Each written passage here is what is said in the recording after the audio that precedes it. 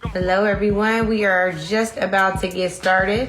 We have a really important conversation today with one of my favorite commentators. This is a special edition of Native Land Pod. It's my solo pod. I'm Angela Rye, and we are going to go ahead. Shout out to Daniel in the comments. Welcome home. That is our official songwriter and rapper. So I want to go ahead and get started with Legally Hype. A.B. Tucker, who is one of my favorite attorneys and someone who is absolutely skilled and brilliant on the issues we're going to discuss today. I stepped into it yesterday with some of y'all, and it's fine. We're going to talk about where I'm wrong, where I know I'm right, and I'm sure that Legally Hype will have some things to add that may be a little different. So we're going to go ahead and get started. Now we are talking Prop 50, which is on the ballot in California in this upcoming election on November 4th. And we're also talking about Gavin Newsom. So let's get started. Hey. Hey, girl. Hey. How are you? I'm excited about this. We got frames. Your glasses are so cute. I meant to tell you that in one of the posts you put up the other day with your little, your little go-to. Yeah. You should have rocked it today since everybody want to be a thug in my comments. I know. I normally do when I do my Prop 50 stuff. You caught me slipping a little bit. I ain't gonna hold you. Okay, well, I want to do this first because I think this is the most important thing. Hearing the objections around timing, I want to start with what's most important. The main thing right now is the election that's coming up on November 4th. So I would love for you to tell people in your layman's terms or your laywomen's terms, what is Prop 50 and why should California voters care and why should the rest of the country be good allies? Yeah, I mean, so the way I've been framing it for my audience is Prop 50 is basically our way to buck up against racism in this country, right? So you have Republican-led states, right? You got red states. What we're doing in California is pretty much on the back of where Texas had us messed up. They started redrawing their districts so that the Republicans would have more political power in Congress, right? To the point where people didn't even know that that's how representatives were chosen. Like, oh, you could redraw the lines? Yes, right? So they redrew them so that Black people and brown people would basically have less of a say in their vote, right? And so we wouldn't have the same type of representation when we got to Congress. So what California said with Prop 50 was like, okay, bet, Texas, we got something for you. You want to redraw your lines? We can get our pencils and we can redraw them too. But we're going to one-up you with that one. As opposed to just slick dissing our constituents, right? Slick dissing Californians and being like, we're just going to do what we want to do. We're going to let California choose. Is this what you want to do? They went low. Do you want to squabble up? So with Prop 50 is basically California's way to squabble up against Texas and say, no, we're not going to play with you like that. We're going to balance out the score, right? And what we're going to do is if y'all steal some Republican seats, we're going to make them seats Democrat in California, and it's going to be even. It's going to be balanced. So it's basically like a head up fade against Texas right now. Mm-hmm. Did that make sense? That makes perfect sense to me. It makes perfect sense to me. Now, for those of you who are like, I want to know what the Secretary of State's official voter guide says, I'm going to read that to you. Prop 50 authorizes temporary changes to congressional district maps in response to Texas partisan redistricting legislative constitutional amendment. I want to take this moment to shout out Jolanda Jones, who many of us got to know from her very fierce advocacy around what's happening in Texas, and Nicole Collier. I did her first interview when she decided to say, okay, well, since y'all don't want to do nothing, I'm gonna be right here. And they said, we're going to lock you on the House chamber floor. And she was like, fine, somebody bring me some snacks. Okay. So we're very clear that this is not just something that's impacting Californians, California voters. It is across the country. The math does not really math for us. I think we should be honest about that. Yeah. In a lot of ways, this is going to be an uphill battle. But yes, unquestionably, vote yes on Prop 50. For additional information on Prop 50, the yes voters, that's the only information I'm willing to give you right now, is at stopelectionrigging.com. This is a ballot measure that is being championed by Governor Gavin Newsom. It is also a ballot measure that was passed, and that's how it got on the ballot to begin with, by the California state legislature. So let's be very clear about that. Now, this is where the trouble began, my dear friend. So yesterday, First of all, I want to shout out our new social team, but our new social team is with all the smoke. Okay. So they are captioning things in ways that, maybe I wouldn't caption it that way, but it's fine. It's a learning lesson. We're learning a pattern. And there was a lot of engagement on the post. And I thought it was actually healthy because there are folks who do have misinformation on what's going on in California. Not really clear about what happened with Gavin Newsom last week and the reparations measures that we're calling reparations measures that I actually have an argument for they're not necessarily reparations as we would normally see them. And then the timing. So some of the things that came up, sis, is folks felt like I shouldn't have posted that video because the timing is bad given the Prop 50 vote, which is in 2 weeks now. Roughly 2 weeks. And then, of course, early voting has already began here. Folks who are mailing in ballots are already mailing in ballots. So they're like, why you got to do this right now? Why are you messing with Gavin, right? And then the other thing that came up is somebody said, well, I don't know why you're doing this. We're never getting reparations. Not willing to see that point. Right. And then the other thing that has come up quite a bit is, why would you attack Gavin Newsom when he's the only fighter we have against Donald Trump? And I think that some of my issue with that is I think that people have to walk and chew gum at the same time. And when I say that, people are like, all right, well, you are saying that we can walk and chew gum, but people can't ever really discern or decipher what's on a ballot, what's not. And I would just say to that, I resent that because, like, first of all, if you're a black girl in America, we learned how to double dutch. That is better than walking and chewing gum at the same time. Okay, for real. These kids, they might not know about double dutch, but I know about double dutch. And I think, like, if we can walk, we can drive, we can rap while we drive it, we can stop at the light, we can signal, we can do multiple things at once. And right now we're in an environment where we got to walk and chew gum because of the shutdown. We got to walk and chew gum because of the attacks on LaMonica McIver and Tish James and Fonnie Willis, who they're now going after. We have to walk and chew gum because we are seeing trouble on every side. Not to mention, this man has decided to tear a hole in the east wing of the White House and is seeking his own reparations, restitution from the Department of Justice to the tune of $230 million that would be our taxpayer dollars. But every time black folks need something, my good sister, we have to wait our turn, wait in line. It's not time. And I think that that is actually a grave disservice to our folks. So here's my issue. I want to know why we cannot say we should vote yes on Prop 50, because that is in our strategic best interest. That is in alignment with our political power. That ensures that we have access to the ballot box. And then when we go, there are people who think and hopefully also look like us when we go. Because what they've done in Texas and what they're doing in North Carolina, what they're doing in Missouri and what they're doing in Indiana and Texas absolutely is racist. Yeah. So if that's the case, we have to have people who will be filters and combat that. But I want them to keep that same energy when black people need to be made whole. So that's what I wanted to say about that. Yeah, so I agree. So I don't think that we're incapable of walking and chewing gum, right? But going back to the driving analogy, like, you still have to learn how to drive. Yeah. And everybody hasn't got their lesson, I think, is what the argument is in the comment section, right? So I don't think that you're wrong in addressing it, right? Putting it out there and being like, we need to look at both sides of this. But I think what people are concerned about, what it seemed like when I read the comments, people are concerned about is what we're learning is a lot of people just can't walk and chew gum, right? They either learn how to walk and then learn how to chew, right? Or did learn how to walk and learned how to chew, and now we're having to teach them simultaneously. Majority, I don't even want to say majority, what we're finding out is a lot of people are more civically illiterate than we probably assume. So I think it's more of a concern from those who are one-track minded, right? That, okay, well, we're not explaining to people, about Prop 50. People are unable to separate Prop 50 from Gavin Newsom. And therein lies the issue. But why? Right? Let's be right there. Let's be right there. Why? Because Gavin is the face. And that's all people understand, right?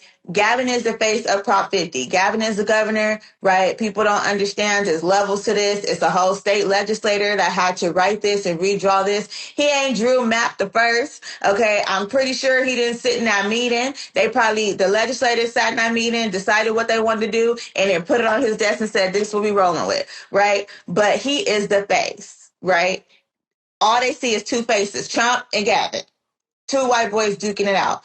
And that's where we come in to educate and say, Gavin is one thing.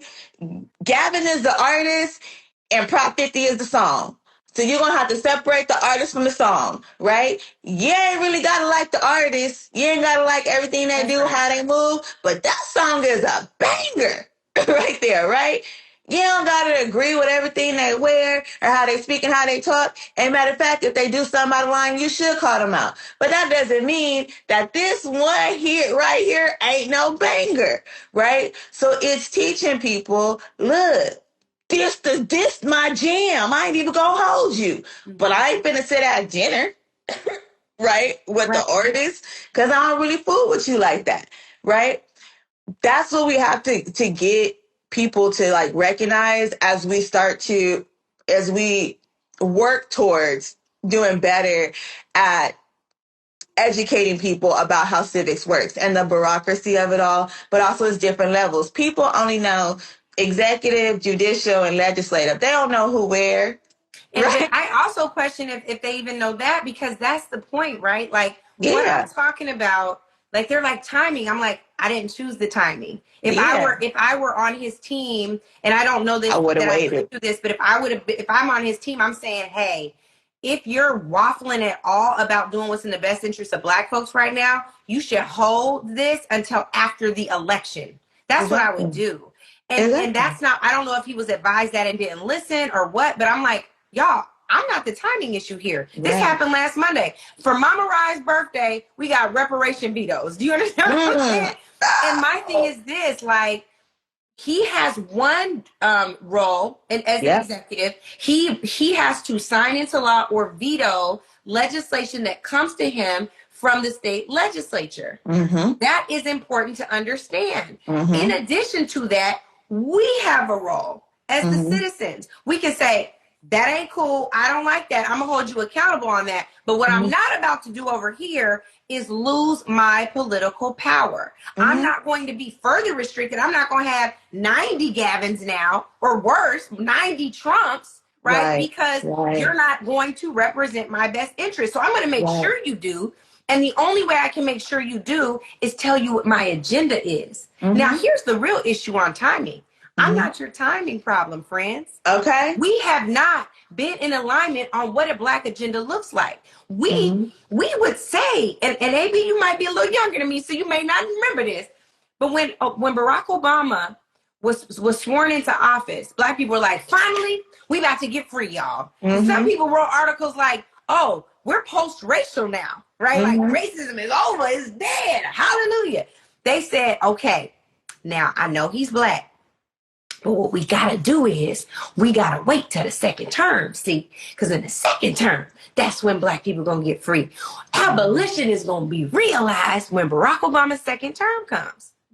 And what we don't always understand is that there are windows of opportunity. If you lose a majority, the window is gone. If you lose a running mate, the window could be gone. If you lose a particular ally on an issue, the window is gone. So what we have to understand is there is never a bad time, a poor time to seek justice.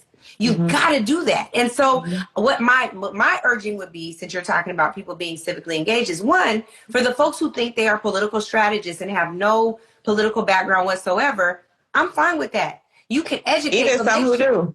Make sure you know that right now is not the midterms, baby. Midterms are in 2026. If you want to be a political strategist and advise people, make sure you let them know that their obligation is to go to the polls. That's their role. But that's not the only role we have. As citizens, we also have a role to hold the elected officials accountable, whether we voted for them or not, right? I want us to vote. But if that wasn't your person, that's not the person that you wanted, they still work for you because your taxpayer dollars pay them. And so you have every right to hold them accountable, because you're accountable at the ballot box, right? But I think That is the also, part. like, oh, sorry, not to cut you off, but just like also emphasizing that part of your civic engagement and your civic duty is to have discourse and disagreement and to be able to call out government, right? That's the whole purpose of the First Amendment, is to be like, oh, you got me messed up.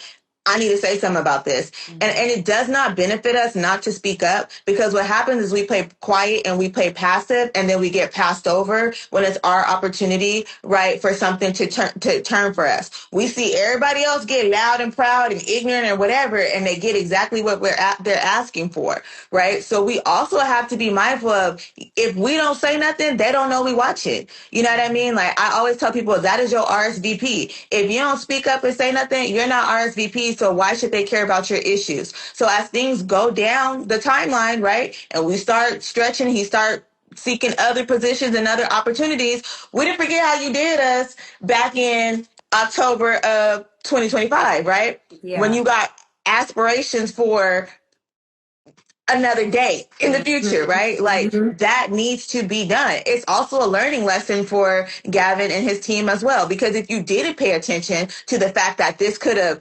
cause a ripple effect that none of us want, you'll pay attention to it later and know better than to do some crazy stuff like that ahead of time, right?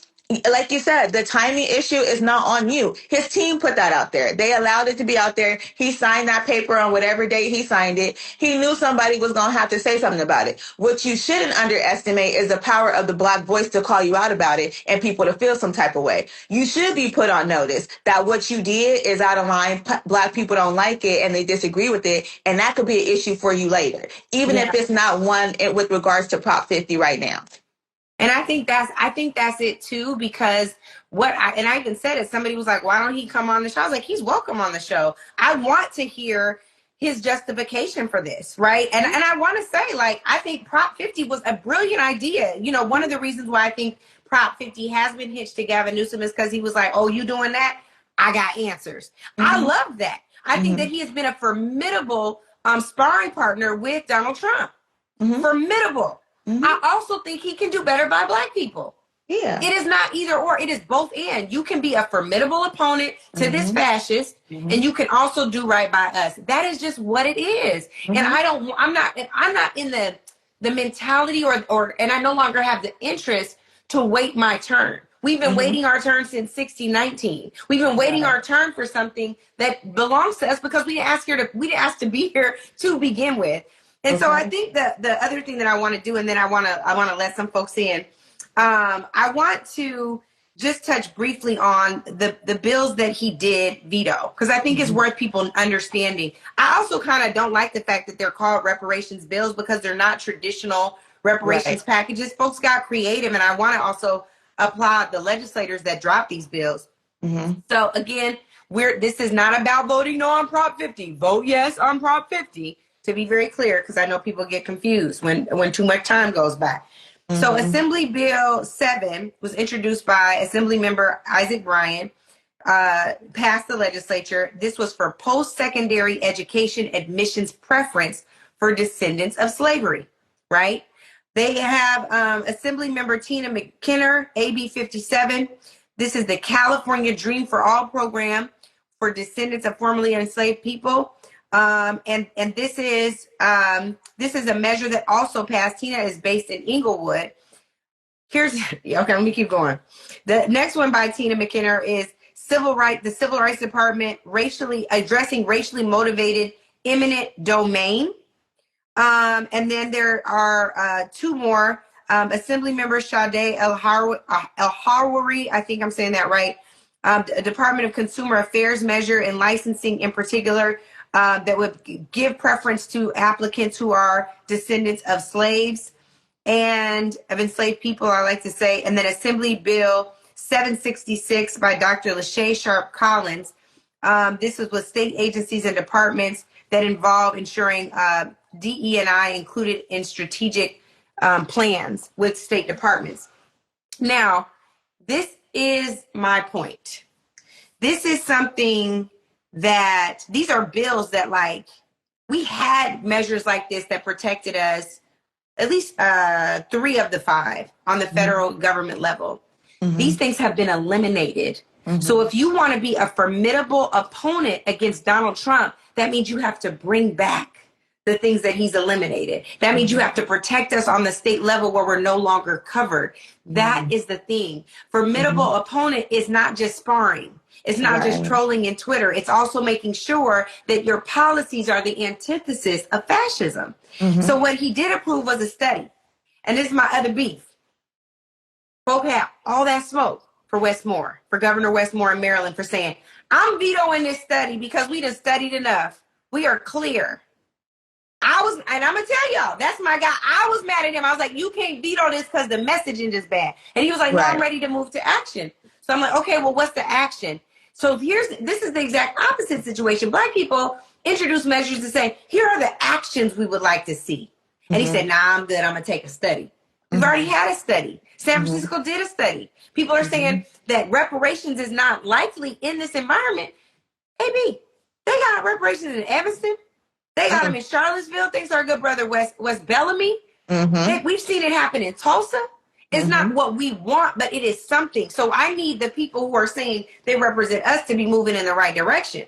That makes something like Prop 50 easy because we're seeing our political power because we're feeling empowered in other areas as well. We got to do both. We got to do both. So let's see who we got in here. If you all are interested in raising a point, let's say you mad at something I said, you mad at something AB said, you want to come in and be an amen corner, we're going to let you in. The rules of engagement are, don't call nobody out their name. Not only will you get removed from the conversation, you will likely be blocked from further speaking with either of us. Make sure that you have factual information. Otherwise, either one of us is liable to cut you off. We can't even help it. It's the attorney in us. The thing, we have to make sure that we are having respectful, factual discourse. Yes. Again, it's Prop 50 all day, but we also want to make sure that wherever you are, you take care of Black people. I had to take my nails out that shut, y'all. I was like, I need to get them painted. Look, you see, I got my hands down. Normally talk with my hands, but it's time. You know. You better get the knuckles today. Okay, if you want to weigh in, make sure you send in a request, and I'm going to put you in. There were some people who had already requested. I don't know if they are still wanting to. We do look cute in our glasses, hon. They said it's the glasses for me. We look cute in our little frames. That's Jarius. Hi, Jarius. Okay, so if anybody wants to weigh in, we'll have you. Let me see. I have some right here. Let's see. It's the feds, y'all. They do not want us to be great. We're going to have to answer your questions in the comments because for whatever reason, every time I try to add another person to the chat, it kicks off the entire live. It's so frustrating. Look, Attorney Dick said they watching. Like they watching. We know. Not y'all gonna have me on the list. Hold on. I'm gonna do that Big Gretch. Listen. But this is the thing. Somebody was in here just over and over again, and I'm just going to acknowledge him so he feels seen. He's just like, delete the post. And that's one of the things that kept coming up too. People are like, well, you said this. And I'm like, no, see, what you don't understand about me is I'm a truth teller no matter what. I'll tell the truth about me and let you know, like, hey, I messed up. For those of you who just came in, I said one of the things that I do see as challenging is I didn't love the name of the sticker that was across our video from our social team, but it's fine. It was a betrayal. I think it's not tantamount to sitting at home and not voting on Prop 50. You should vote yes on Prop 50, but they're different. They're different. And I don't think that we should conflate the two issues. We have an obligation to be accountable at the voting booth. He has an obligation not to forsake Black people who have been the Democratic Party's base in every city, in almost every city, in most states throughout the union. And there's just an obligation. So I don't know if people have questions. We're going to have to answer them from the chat. Someone said, I'm new to politics. What do you want me and other Black men to do? Vote and then talk to each other about it. And if you don't understand it, find somebody, find a trusted source, honest source. You can follow me to get the information in a way that you can understand it and ask questions. That's one issue. Like, don't be afraid to ask questions, especially if you don't understand what's going on. That's going to help you more than anything, because you don't ask questions and you let somebody feed you a bunch of bull crap. At some point, it's going to start sounding good to you. Right. So make sure you ask questions and get clarity, but vote yes on Prop 50. Yeah, I agree. And if you're in California and you have a felony, you may still be eligible to vote as long as you are not incarcerated. So just because you got a felony don't mean you don't need to go and cast your vote. You should. Yeah, exactly. Exactly. I love that. Somebody said, and now I'm trying to find it. They said, I'm from Oakland, California. I voted yes and mailed my ballot already. Good. Tell your mama, tell your friends. Make sure that they all go vote. Now, here is this other issue I think is important. I think that we should be able to criticize, to challenge, to hold accountable our elected officials. We started talking about that on the last live that just surprisingly and somehow went out. But I think that we've got to be able to do both things. And part of that is being really informed. So at the top of the last live, we talked about what Prop 50 was. There's somebody in here asking if they can vote for Prop 50, even though you live in New Jersey. You can't if you're not a California voter. But there should be some version of it that comes out of New Jersey. You all have an election. If you're registered to vote in New Jersey, there's an election that's very, very important. It's your gubernatorial election. That is who is going to be the next governor of New Jersey. That is very, very important because it will dictate this outcome and how New Jersey responds to this same thing that California's responded to, which is this nationwide decimation of Black political power. What Donald Trump is doing in lockstep with Republican legislatures, with Republican governors, is trying to prevent us from being able to exercise our franchise. And if we do, having to vote for people who don't necessarily represent our best interests. So one of the things that's super scary to me, AB, is being a former executive director of the Congressional Black Caucus.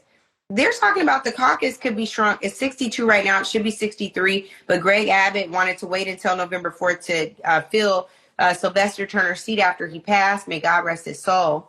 But what they're saying is we could end up with half the size of the caucus, that we could end up with only 30-something members of the caucus. That is devastating. There were more than that when we were celebrating the 40th anniversary of the CBC when I was the ED. So that's also very, very, very important for us to understand. Is California is doing its part, but this isn't just on California. This is the nation has a responsibility to respond. Because we'll also lose our political capital, right? And our political seniority within the CBC, right? Congressional Black Caucus. That's another major thing. So when you're talking about people sitting on these different committees, different committee assignments, you know, we got seniority in those places. So we have voices in them on those assignments for a reason. These people would love to put Black folks in some rinky-dink assignment. Not that none of them, like they all matter, right? But they would love to make sure we don't have access to things like oversight, right? Like they don't want us in those positions, judicial, whatever they will do everything they can to keep us out of there. And so again, this affects everybody, but it's separate. Again, voting for Prop 50, voting in favor of Prop 50, voting yes on Prop 50 is separate from criticizing a politician. Right. Or holding them accountable. Like let's holding them accountable. Yeah. I think that we should also like reframe that.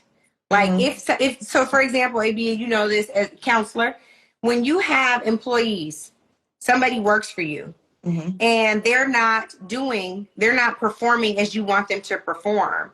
You want them, you're saying, hey, you didn't turn in your weekly report last week and I need to know what you did. You get the information on what they did and you're like, well, what was you doing? Us asking people who work for us, who we pay with our taxpayer dollars, is the same as reviewing your employee. How are they performing? Did they meet the mark? Did they meet the goal? Did they meet the deadline? Did they perform as you expected them to perform? You laid out what you wanted. Now, this is the part where I think is on us. But you lay out ideally what you want, and you judge them based on whether or not they meet the needs, the priorities, the objectives that you laid out for them. When they do not do that, you can hold them accountable. You can challenge them in a meeting. You can challenge them in a public forum.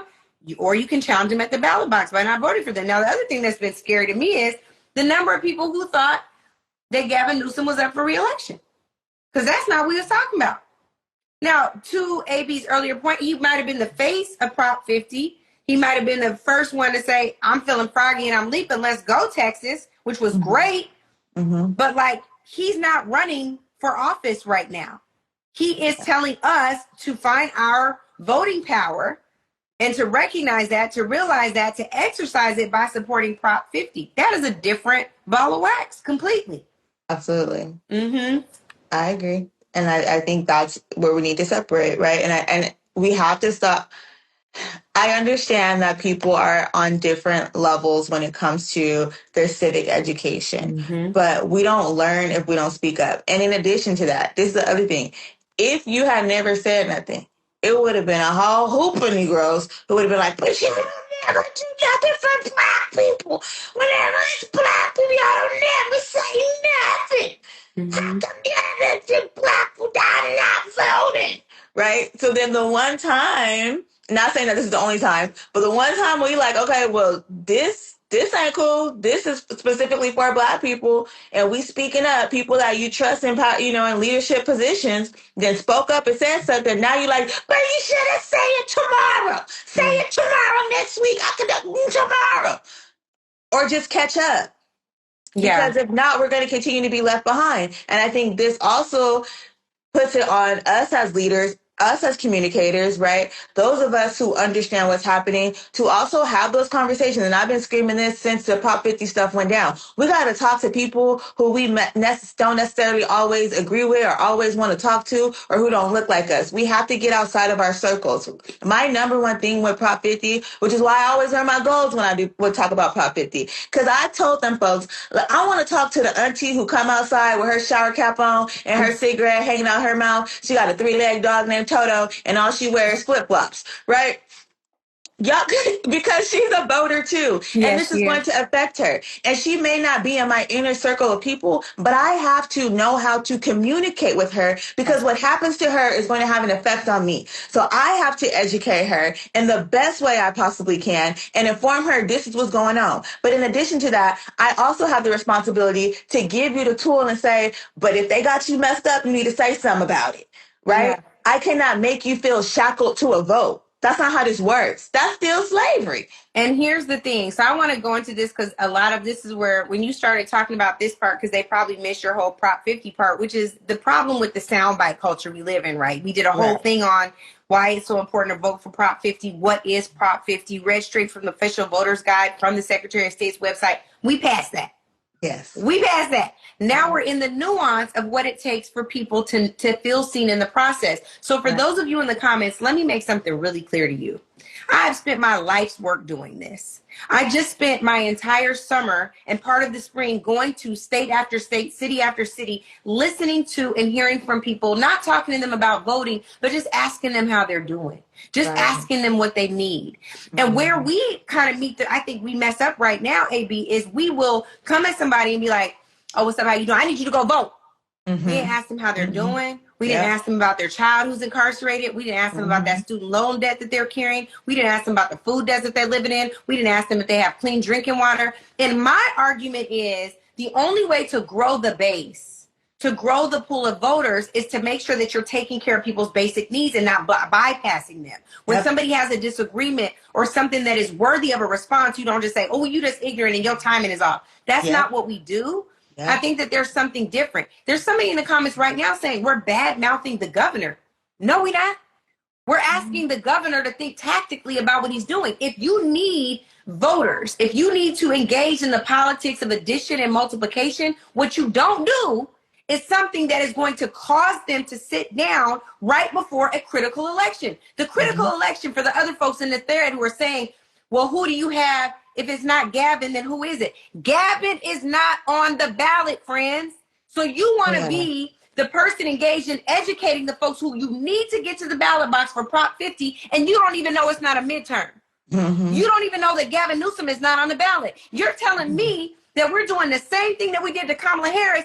No idea, boo-boo. What you don't know is that's a big sister to me. I would never. What you should be asking is what Gavin was doing to Kamala Harris. Now we'll hold that till November 5th. Because he was not ride or die for Kamala. So y'all out here caping for this man, and this man ain't on the ballot. Prop 50's on the ballot. Your voting rights are on the ballot. Your voter representation are on the ballot. There's a case before the Supreme Court right now where they're probably going to gut Section 2 of the Voting Rights Act. We're the ones that need the support. Barack Obama did a live yesterday with Gavin, AB, and that's great. He should. People should vote yes on Prop 50. But let me tell you something. We partially are in this mess because there are people, y'all go Google who wanted independent redistricting commissions. So you should go and look who those people are, because they're the same people who probably thought that we were in a post-racial era, that we had overcome, that we no longer needed affirmative action, that we probably would never get reparations.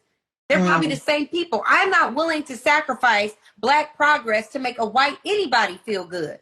You're going to have to do what's in the best needs of my community if you want our votes. That's how that works. But on this particular measure, he's not on the ballot. You're on the ballot. Prop 50 is about our voter representation. And guess what? The reason why it really doesn't matter is because Prop 50 and congressional redistricting doesn't impact Gavin either. It impacts whether or not someone who looks like AB has a seat to actually run in. Do you understand? Like, let's be very clear about what is on the table. So y'all want to argue whether or not he's going to be your next president? That's up to y'all, right? That's fine. But that election is 3 long years away. Donald Trump has made us feel like it's been 100 years. We've been 100 years a slave, AB. Like, woo! And we not even on that yet. This is the longest 20 years of my life, and we ain't even a year in yet. Girl! He started on Martin Luther King Day, and I had a dream, been a nightmare ever since. Honey, okay? Can't wake up. Yeah, and then that's crazy. They really can't understand, and this is so sad, Doug. I see you in the comments. We're not bashing your governor. You're asking me about timing. Ask your governor about timing. Why he couldn't hold his veto at least to the other side of this vote if he was going to veto it. He shouldn't have been vetoing these bills anyway. And then saying that, well, it's because it violates Prop 209. Prop 209 is an anti-affirmative action measure from the 90s. Whether or not you're the descendant of an enslaved person does not matter in Prop 209 if your lawyers know how to argue the thing right. Come on, counselor. So that's the point. They saying I'm fussing, so I'm gonna go ahead and be. I was passionate. I wasn't trying to fuss. I know. It's okay. Have it. No, it's okay to be passionate. I know someone in the comments says, like, how do we make it simpler to combat the GOP, right? Yeah.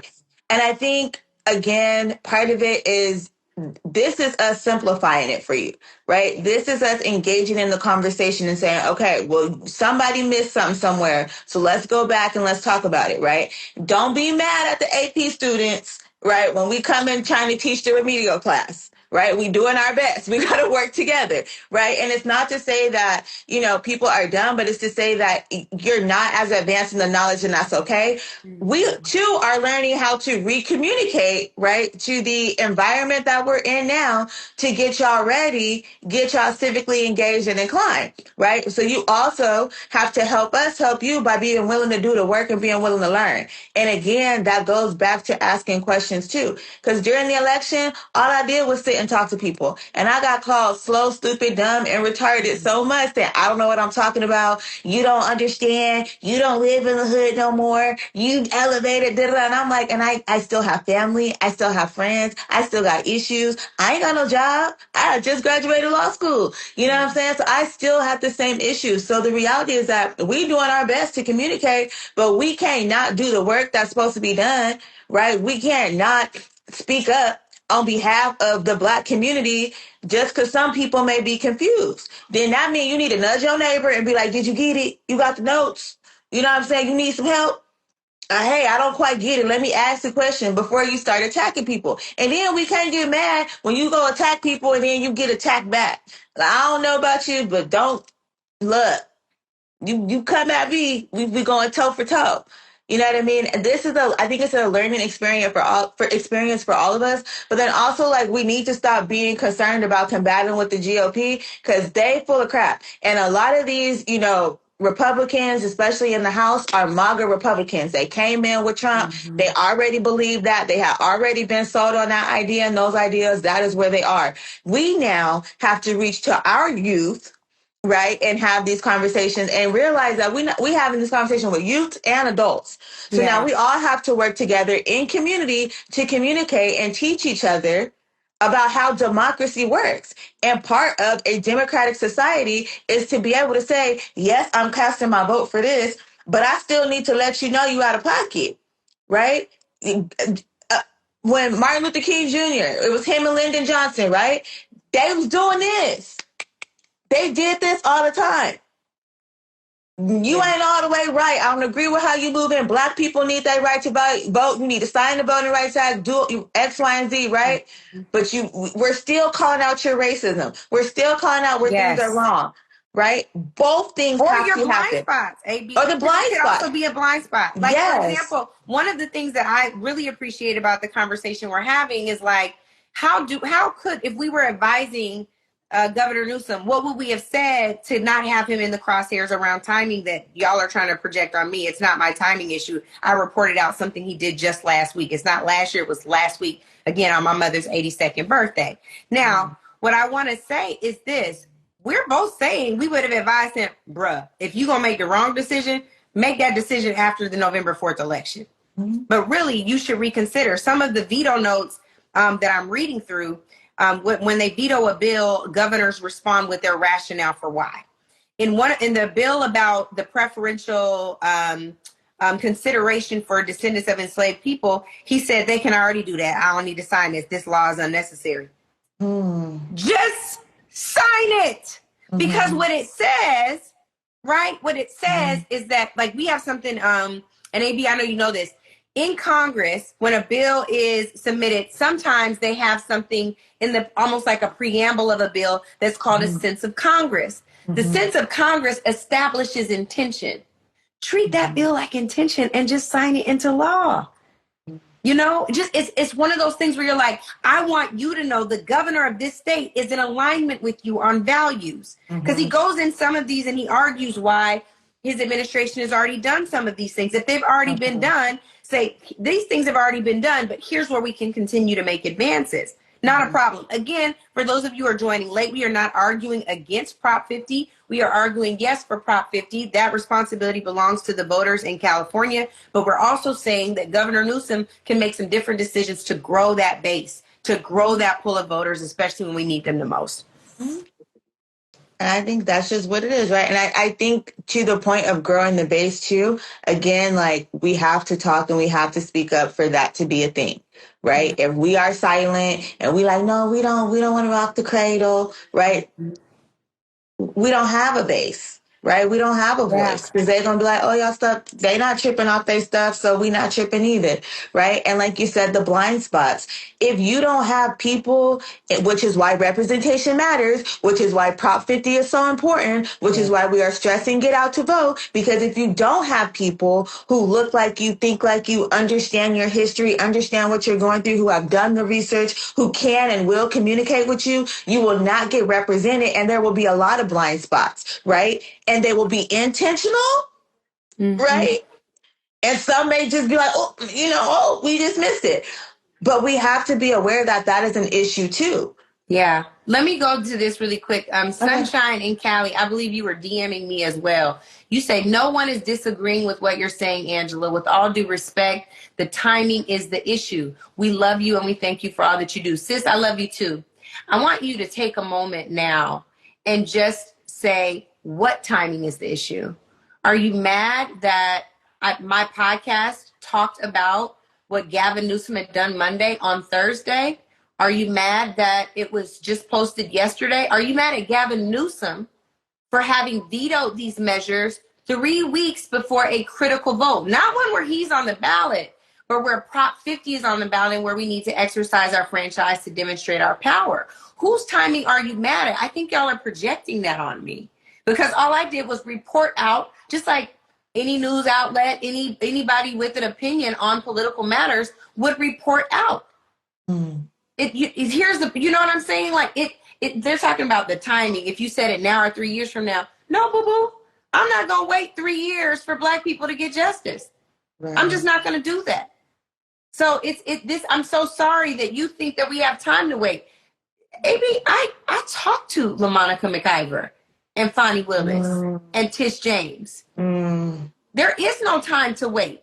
The more that they dehumanize us, and this isn't just on Gavin Newsom or the state of California, this is across the board. Across the board, yeah. These are issues that we face for centuries in this country. Our humanity's been questioned for centuries. So I can say, hey, I am questioning your judgment here. And I can still say, but over here you was a G. Prop 50 is great. Right. Vote yes on Prop 50. And also, you're not doing my people like this over here. Right. Right. I'm not waiting because our lives are on the line. Like right now where you and I are talking, it's somebody that's just realizing when this weekend comes, they're not about to get their next paycheck. Yeah. TSA workers have not been getting a check since the end of September. Timing is everything, and we have to move different. We have to be strategic in this moment when the federal government is saying, if you do this, we're not checking for you. Right. There are a lot of governors, and there's 2 mayors who are saying, fine, we just won't get federal funds. In one of his veto notes, he literally says he's not going to be able to do this because this is for the California Dream for All program, where there would have been 10% of the funds set aside for descendants of enslaved people. He says here that they already made historic investments to expand equitable access to home ownership, but he also says that expanding the program in this way could jeopardize access to federal mortgage markets. Well, here's the thing. This is the same federal government that has dismantled or decimated or defunded civil rights division offices in every government agency. We can't do what the government will approve because the government isn't doing what's needed for the people. This is the same government that is willing to let healthcare premiums rise 2, 3, 4, even 5 times. We can't do what is going to work for federal funding from these folks. We got to do the right thing. Yeah. Yeah. I'm sorry. Yeah. I mean, if people's only issue is timing, then that's wild. Well, then we're doing good. Right. Like we agree on the substance, we just don't agree on when you raise it. I hear that, sis. Then we're doing good. Okay, yeah. You don't like when it got done, then you could be mad at Gavin too for signing it right before this happened. Or right? not signing it. Or not signing it. Mm-hmm. Yeah, sorry. Not signing this, like, for vetoing this, excuse me. Yeah, so I mean, honestly, the study, if you still can't get federal funding, what are we gonna do? And again, like the issues have to get rose, right? We have to talk about them. But if they follow you, interpret what you said, and we're not doing anything that Gavin Newsom says. Okay, so this is an interpretation issue and not a communication issue. I can't even understand what she's saying. She didn't even answer me on time, and she didn't brought up a new argument. I responded to seeing people in California. They follow you, interpret what you said as we're not doing anything that Gavin Newsom says yes to, including Prop 50. They didn't say that. That's on nobody said that. So I think... Well, then just tell him to say yes for me and AB, because me and AB said say yes to Prop 50. Yes on Prop 50, right? Yes on Prop 50. And I think that... They're going to harm themselves. Gavin Newsom is not going to be in a redrawn congressional district. He's the governor. This isn't for Gavin Newsom. This is for our political power. And he's termed out. He's leaving next year. He is termed out, right? This is his last rodeo as governor. He got a little bit of time to get his team together for whatever he decides he's going to do next, right? But he's termed out at this point. He is just the face, right? And now we have to learn how to separate the face from the proposition. That's it. Right? That's just what it is. Prop 50 is about us as citizens, as American people, period. Prop 50 is about us having representation, about us choosing our electors and not them choosing us. About people who look like us, think like us, breathe like us, talk like us, and been through what we've been through, having an opportunity to go represent us in the federal government. That is what Prop 50 is about. It don't got when Gavin Newsom is long and damn gone, Prop 50 gonna still be what it is. Yeah. Right? Well, only until 2030. That's the other thing. This is a So, temporary fix. and so that's the next thing I wanted. Yeah, I was gonna say, because come 2030, we're going back to our commission, right? We ain't got legislators don't have nothing to do. They going back to looking at the census, which is when we were supposed to redraw lines anyway. How about that? But Republicans decided to cheat because they know they can't win during the 2026 midterms without cheating. You ain't got to rig the game if you good. If you know what you're doing, if you balling the way you're supposed to be balling, you ain't got to inflate your ball. If your skills is on point, if the people agree with you and they rocking with what you saying, if you have as many black people jumping over to the Republican bandwagon as you said, if you have as many black men jumping over, if you have as many Latino men and women jumping over to your bandwagon as you said, and if the only people voting for Democrats are, as y'all say, illegals and criminals, then you shouldn't have nothing to worry about. You had everything in the world to worry about, which is why they let off the gun, and every Republican state is trying to figure out where they can grab some more seats. You don't have to cheat if it's cool. People have voted the way they wanted to vote, but a lot of these red states have been gerrymandered. And the reality is they are undoing the things that civil rights leaders, y'all grannies, y'all auntie, your great auntie, your great grandmother who marched and may have gotten beat, right? And may have gotten ridiculed, may have lost their job, may have gotten threatened. The people whose houses got burned down because they wanted the right to vote. And now all we got to do is show up and mark yes on Prop 50 to have that opportunity. And we arguing about not criticizing some white man. That's the issue. It's not about timing. It's about where our minds are at right now. We have to fight for ourselves. The white man ain't going to save us. So he might have to get cussed out from time to time, whether we agree or disagree. They ain't got no problem telling us how they feel about us at no point in time. Before a trial, after a trial, before an election, during an election, in the middle of an election, when we ain't even thinking about an election, they do it at all times. It is us who have to get out of the mindset, oh, we got to be cool and shuck a jive around massa. We not slaves no more. But if we continue to think that like that, they will have control over us in a way where we'll never come out of this. So right about now, our focus is yes on Prop 50 so that we continue to have our rights and we continue to have an opportunity to fight. We cannot fight with our hands tied behind our back. They are dismantling the Voting Rights Act. They playing in our face every which way. And we sit here arguing about telling the white man you out of line for some stuff that ain't got nothing to do with him and everything to do with us. Yep. I'm done. Well, I agree. And with that, the doors of the church are open. We began and we'll end this Instagram live that will also be available as a special episode of Native Land Pod, a solo pod. Y'all done have me working this week. I already did Tuesday, but AB came through. I said, sis, I'm really troubled by some of the things that I'm seeing, particularly just the division amongst our folks. I think that we can say, vote yes on Prop 50. Again, it's a bill that authorizes, or a proposition that authorizes temporary changes to congressional district maps in response to Texas's partisan redistricting efforts. It is a legislative constitutional amendment. It requires an action by the voters. And at the same time, we are requiring that those who we pay, who are in elected office, we pay them with our hard-earned taxpayer dollars, that they also are accountable to us, that they also take into consideration what we need for policy. And here's one more thing I'll just add. Y'all, I want you to continue engaging in this conversation. Don't play politics as a zero-sum game. You don't win that way. It is. It's all about nuance. It's all about what's in the gray. And it's important for you to be educated throughout. When people are trying to educate you and you still find that their position is different than yours, or there's a slight disagreement or a slight variation, you ain't got to call people out their names. Right. You ain't got to disrespect people. You don't have to come at people and start talking about, oh, you sold out, or you getting paid to do this. Let me be clear for both of us. I'm going to talk about me and my sister here. Don't nobody pay us for our positions. Okay. We woke up like this.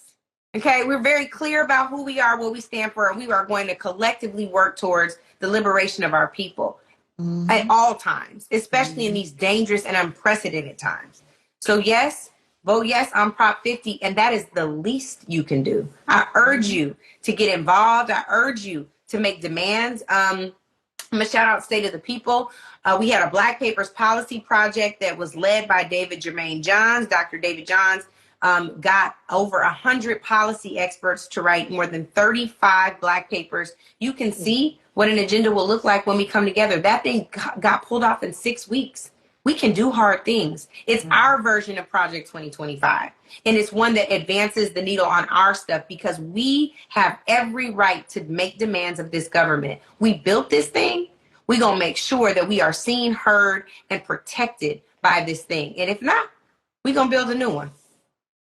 That's that on that. Welcome home, y'all. Love you, AB. Love you. Thank you for having me. Thank you, sis. Y'all take care. Bye. Bye. Native Land Pod is a production of iHeartRadio in partnership with Reason Choice Media. For more podcasts from iHeartRadio, visit the iHeartRadio app, Apple Podcasts, or wherever you listen to your favorite shows.